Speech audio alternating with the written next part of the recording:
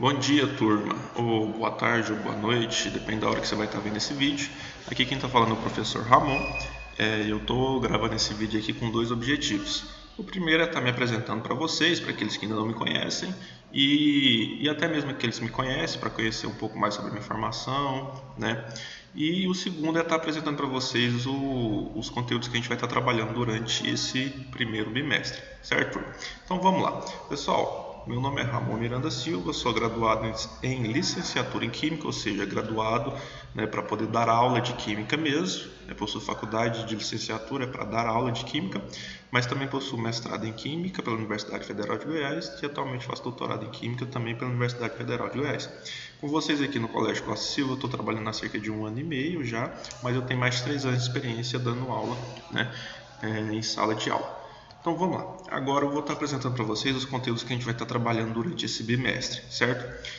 O primeiro conteúdo que a gente vai trabalhar chama-se tipos de dispersões, mas antes de eu falar isso, eu vou falar um pouco mais sobre a química no sentido seguinte, para dar contexto.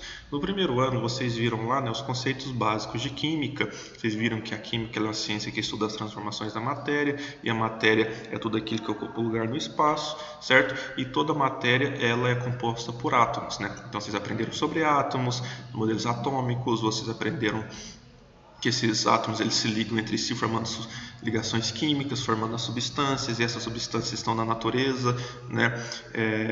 Essas substâncias elas estão na natureza em todos os lugares que a gente olha, a gente vê essa substância, certo? E uma substância na natureza, normalmente ela não se encontra sozinha, geralmente ela se encontra junta com outra, formando misturas. E a gente tem dois tipos de misturas, um tipo de mistura que a gente chama homogênea e outro tipo que a gente chama de heterogênea, certo? Então, quando a gente vai estudar sobre química agora no segundo ano, a gente vai ver sobre reações químicas, né? Primeiro a gente tem que estudar um pouco sobre essas misturas. Como assim, professor?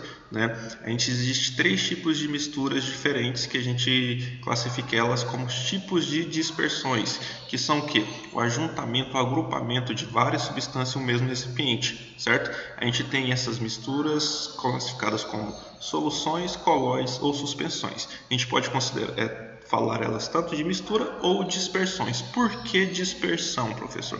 Dispersão a gente dá a ideia de que você tem algo disperso dentro de outro, né? Como por exemplo, se eu pegar aqui o exemplo do sal mais água, quando eu pego o sal e misturo na água, eu estou dispersando as partículas de sal dentro da água, né? Então conhecer como que uma substância ela está dispersa dentro da outra, a gente consegue fazer reações químicas com ela, juntar outra substância, né? Ver qual que é o melhor meio para que a gente faça uma reação química A ou reação química B. Então primeiro a gente vai ver sobre esses tipos de dispersões, né?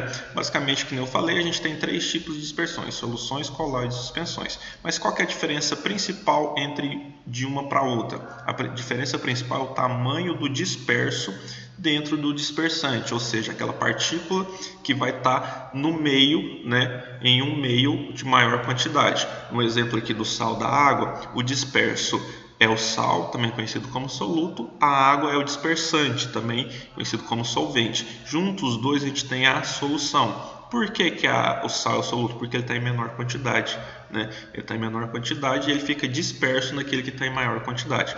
Só porque as partículas do sal, quando você coloca na água, elas se dissolvem e ficam em tamanhos tão pequenos que a gente não consegue ver nem com o microscópio. Então, isso é uma das características das soluções. Os colóides são misturas ou dispersões onde as partículas do disperso são um pouco maiores. E por elas serem maiores, elas dão aquela característica mais gelatinosa da substância. Então, toda vez que você vê, tanto na natureza, ou no mercado, em qualquer lugar, uma substância que ela tem aquela característica mais gelatinosa, como a própria gelatina, o gel de cabelo, o queijo, né, aquelas colas, entre outros, essas são exemplos de colóides. Por quê? Por a partícula ser um pouco maior, né, você tem uma solução sólida com a líquida misturada e as partículas elas são um pouco maior, mas uma dissolve na outra, você tem essa substância que ela não é nem tão líquida nem tão sólida, ela é meio termo, né? Isso a gente chama de colóide. E suspensão são aqueles tipos de misturas que a partícula do disperso ela é tão grande que a gente consegue ver a olho nu. É o caso da poeira, que é o terceiro exemplo aqui, certo, turma?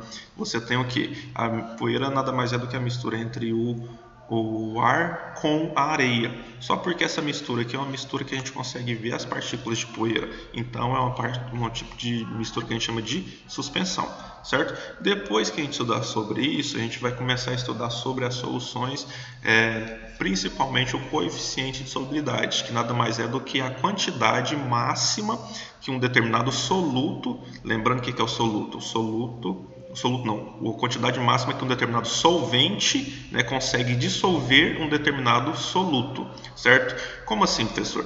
Lembra lá que eu lembro lá, você já teve aquela experiência que você vai fazer um suco, que você coloca uma quantidade de açúcar e você mexe e fica um pozinho lá no fundo ainda, quantidade de açúcar sólida lá no fundo, você mexe, ela não dissolve. Por que ela não dissolve? Porque naquela quantidade de solvente, naquela quantidade de água, a quantidade máxima de açúcar já foi colocado. O que você colocar mais, ela não vai dissolver, certo?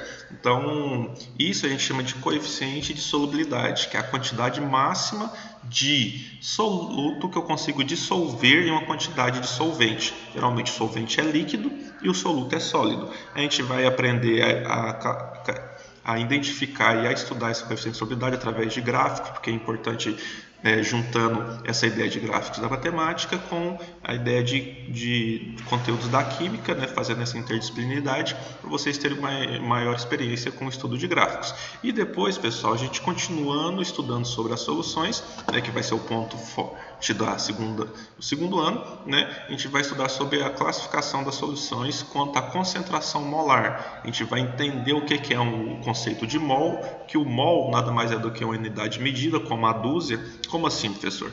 A dúzia a gente utiliza para medir ovos, né? A gente tem uma dúzia de ovos, sendo que a gente tem 12 ovos. O mol é uma unidade de medida que a gente utiliza para medir átomos. Como a química ela trabalha com átomos, a gente precisava de uma unidade de medida para medir átomos. Só porque não precisa preocupar, é uma coisa bem tranquila de entender. A gente vai estar usando ela para poder calcular a concentração da substância de um ponto de vista molar, ou seja, de um ponto de vista da quantidade de átomos. Vocês vão ver que ela é muito interessante de estudar, é bem tranquilo de fazer. Então nesse primeiro bimestre a gente vai estar vendo esses conteúdos aqui, viu, turma?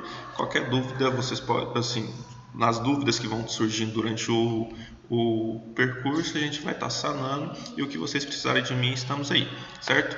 Então, pessoal, tenham um bom ano, desejo a vocês um bom ano de estudo e vamos lá aprender bastante esse ano. Tchau, tchau.